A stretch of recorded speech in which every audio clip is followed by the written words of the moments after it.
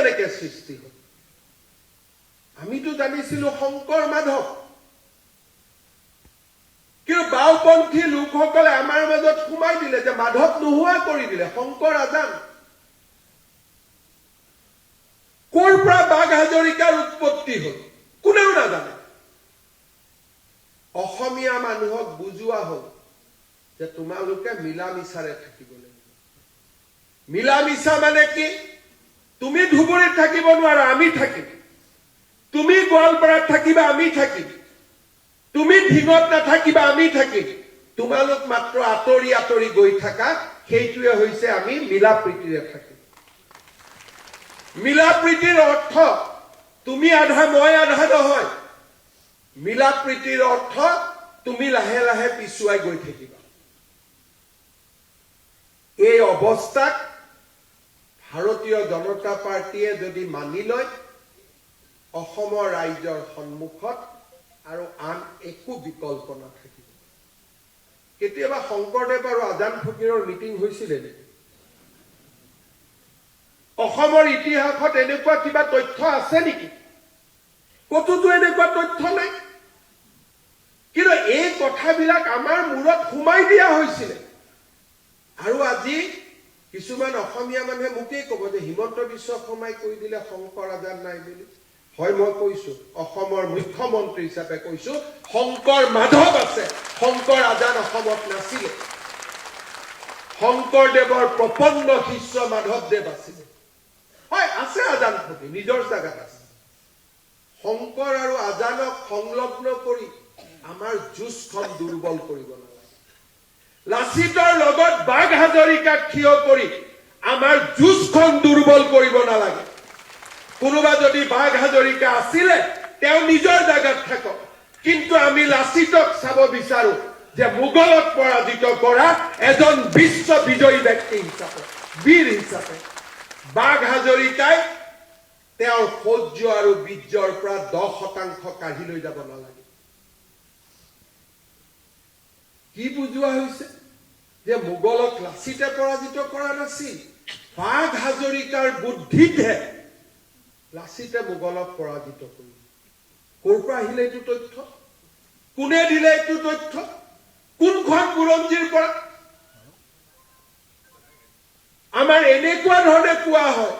যে শংকৰ আৰু আজানে দুয়োজনে যেনে মিলি মিলি একেলগে নাৱত ধৰ্ম প্ৰচাৰ কৰি আগবাঢ়ি গৈ আছিল তেনেকুৱা ধাৰণা কোনে সৃষ্টি কৰিছে যিয়ে সভ্যতাৰ যুঁজত আমাক দুৰ্বল কৰিব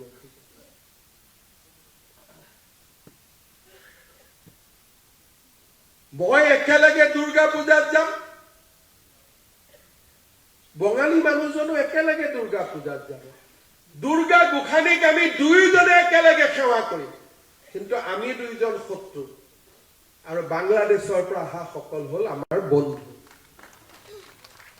এই থিয়ৰিটো কেনেকুৱা আমি একেলগে কম গুৰু ব্ৰহ্মা গুৰু বিষ্ণু আমি একেলগে সৰস্বতী মাক পূজা কৰিম আমি একেলগে দুৰ্গা পূজাত পূজা কৰিম সৃষ্টি সৃষ্টি বিনাশনী গুণাশ্ৰয়ী গুণাময়ী আমি একেলগে কম কিন্তু ওলাই আহি কম এওঁ বঙালী দেই এওঁ অসমীয়া আৰু যিসকলে আমাৰ লগত একেলগে দুৰ্গা পূজা নকৰে একেলগে নাম নকৰে পাল নাম নকৰে তেওঁলোক আমাৰ বন্ধু কাৰণ আমি শংকৰ আৰু আজানৰ দেশৰ মানুহ ই কেনে ধৰণৰ পলিটিকেল ডেফিনেশ্যন ই কি ধৰণৰ ৰাজনৈতিক সংজ্ঞা জাতিটোক ভিতৰৰ পৰা দুৰ্বল কৰা সভ্যতাৰ যুঁজত আমাক ভিতৰৰ পৰা দুৰ্বল কৰা এয়া ষড়যন্ত্ৰৰ বাহিৰে আন একো নহয় সেয়ে মই দ্বিধাহীনভাৱে ক'ব পাৰো শংকৰ আৰু আজান নহয় শংকৰ আৰু মাধৱ আজান ফকীৰ সন্মান কৰো তেওঁ নিজৰ জাগাত থাকিব কিন্তু শংকৰৰ লগত তেওঁৰ বৈশিষ্ট্য ক'ত শংকৰৰ লগত তেওঁৰ আদৰ্শৰ সমন্বয় ক'ত মইতো পঢ়ি শুনি আদৰ্শৰ সমন্বয় দেখা নাই